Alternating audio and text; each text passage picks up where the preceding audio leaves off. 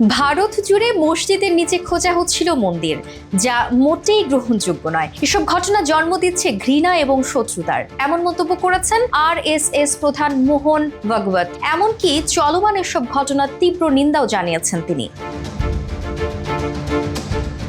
সেই বাবরি মসজিদ থেকে শুরু ধারাবাহিকতা বজায় রেখেছে ভারতের একাধিক হিন্দুত্ববাদী সংগঠন। ইদানিং ভারতের নানা প্রান্তে বিভিন্ন মসজিদের সমীক্ষার দাবি তুলে আদালতের দ্বারস্থ হচ্ছে ছোট বড় নানা আকারের হিন্দুপন্থী গোষ্ঠী। উদ্দেশ্য মসজিদের স্থানে কোনো যুগে মন্দির ছিল কিনা সেটা যাচাই করে দেখা। এমন ঘটনাকে গ্রহণযোগ্য নয় বলে মত দিয়েছেন তিনি।